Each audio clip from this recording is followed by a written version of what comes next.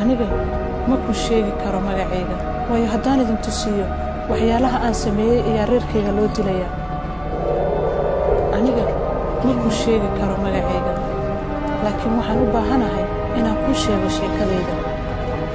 They call me kafir, an unbeliever, and this is my story.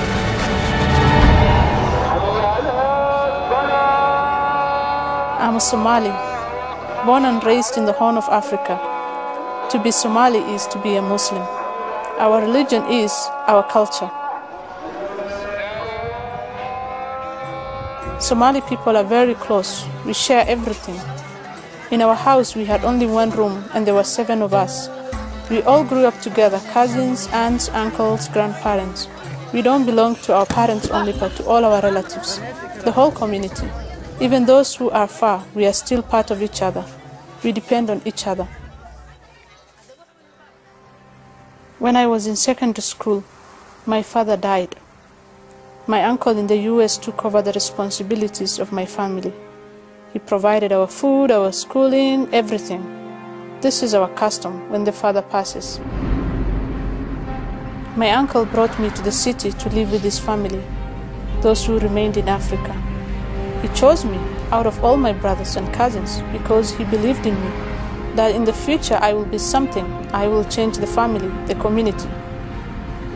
Some people thought this was a mistake. They said, keep her in the village, find her husband. In the city she might lose her way. In some ways, they were right.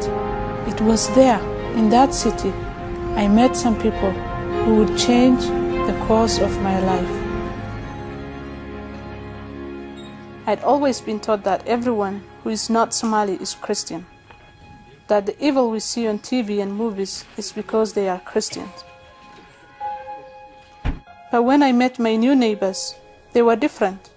They called themselves Christians, but weren't drunkards or adulterers or immoral like I was taught. Even though they didn't know me, they welcomed me, sharing their home with me.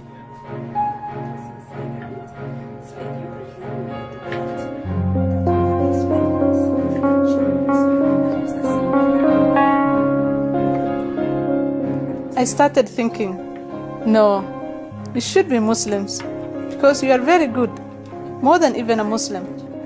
I told them this and I started thinking, if these people are really Christians, what was it that I was told? Before every meal or activity we had together, they prayed. And for me, it was the first time I had seen that. It was different than what I had seen on TV.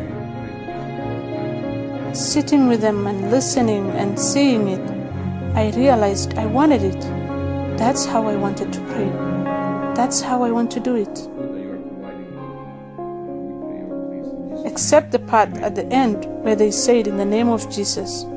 That's the part I struggled with. They prayed about everything in their life, like they were talking to someone they knew, like a father.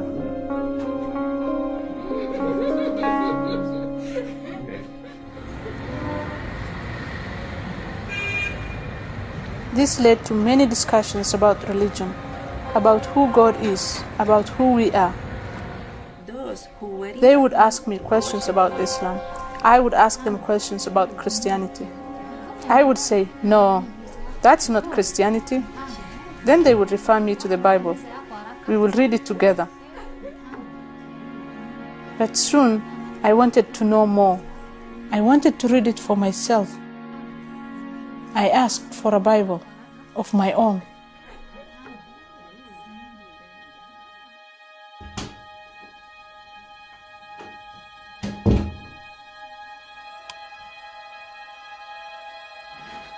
I read it in secret, and I remember I would read and read and read, and I just wanted to go on and on, but I struggled with who Jesus was.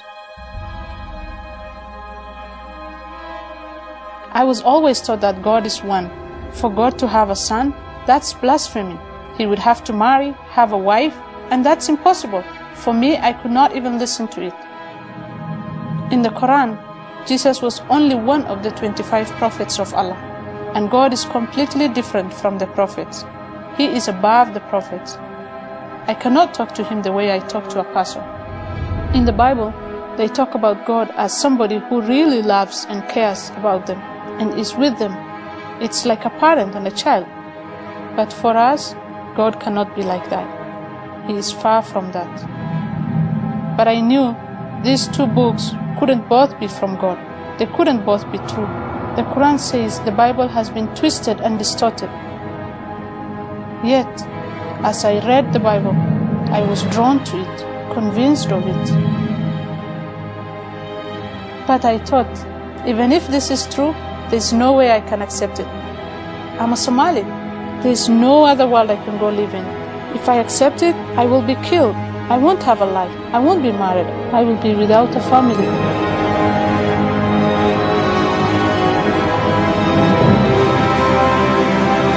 But the closer I got to my Christian friends, and the more I studied, the more trouble it caused for me and my family.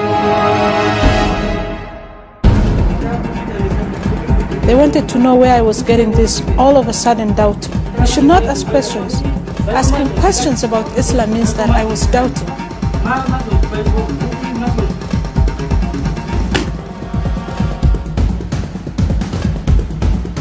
They locked me in.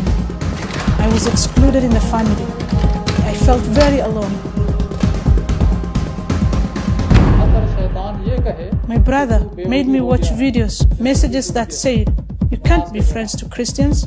These teachers, the sheikhs, they said you can't eat with them. You can't even shake hands with them. But those were all the things I was doing. And I told my brother, it's different than watching the video. But he wouldn't listen. You are shaming us. Are you doubting the teachings of the sheikhs? Are you an infidel? A kafir?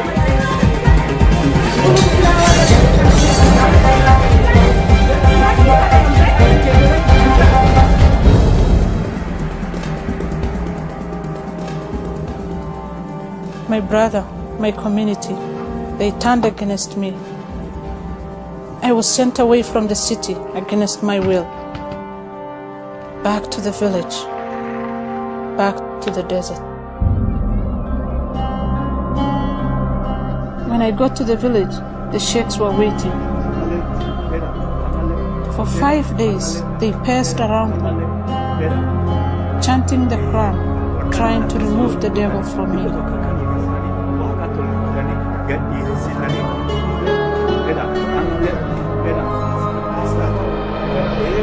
They spit on me, they spit in a bowl, then made me drink and wash.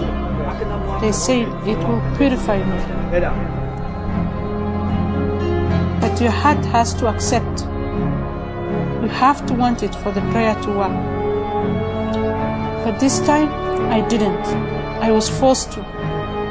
My heart was completely against it. I had no hope in these prayers. I didn't want this life they had planned for me, and I felt more helpless than ever. I thought my life was over. Is this my religion? Is this what I will be?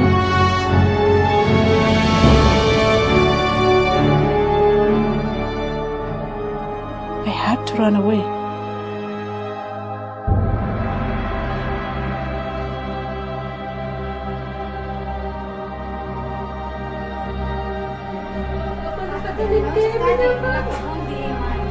My mother begged me not to go. No, we will suffer if you do this. Your uncle will stop supporting us, and we don't have anything. None of us. We will die. I pleaded with her. Just let me run away. I can't accept this life.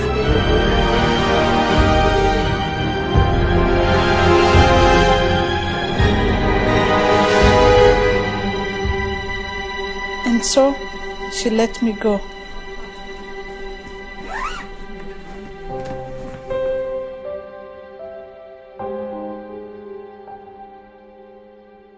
I put on the sharer, the veil. This time, it was not to show my submission, but to hide my identity. It was my only way to escape, and I would have only one chance.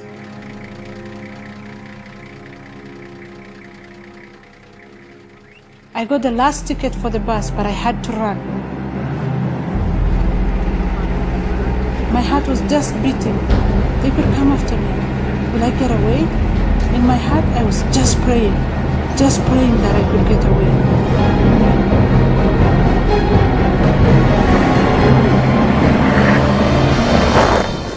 But 2 hours outside the village, the bus broke down.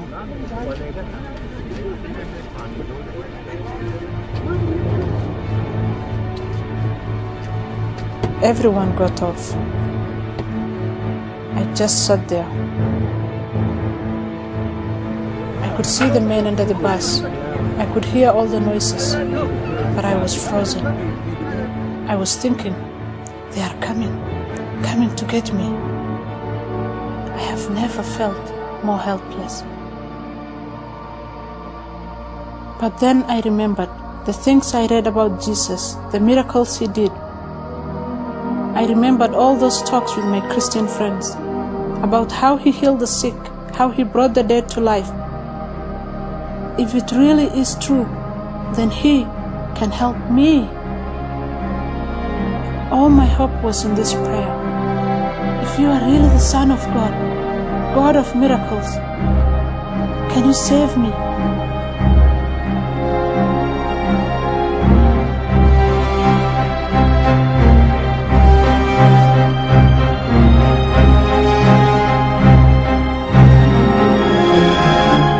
For the first time I prayed in the name of Jesus. And then I felt it, a hand on my shoulder, a whisper in my ear. Yes, it's true. I turned to see who had spoken. I couldn't see anyone, but I knew he was there. Jesus was there. I wasn't alone. I wasn't afraid. And that's when I heard it. There were shouts of joy all around me. The bus was fixed. A few moments later, we were moving. My prayers were answered. Somehow, I was saved. I made it safely back to the city, the place where I live today. And yes, I'm still a Somali. I don't have to dress differently or eat different foods. But some things are different. In many ways, I am a woman without a country, without a family. I am a Somali Christian, a contradiction. And it hasn't been easy, especially those first years, moving from house to house, the threats, the loneliness. Following Christ cost me everything, but it was worth it. Among my people, there is a proverb: I and Somalia against the world. I and my clan against Somalia. I and my family against the clan. I and my brother against the family. I against my brother. But I don't believe this anymore. Now I pray for different things. I pray that God will redeem the Somali people. They are not the enemy. They just need to know the truth. I pray that my people would know the Jesus of the Bible. I pray that other believers around the world will remember Somalis, that they will pray for them and intentionally go to them, like my Christian friends did with me. And I pray that Jesus will restore my relationship to my family. I miss my mother and sisters. I miss my brother.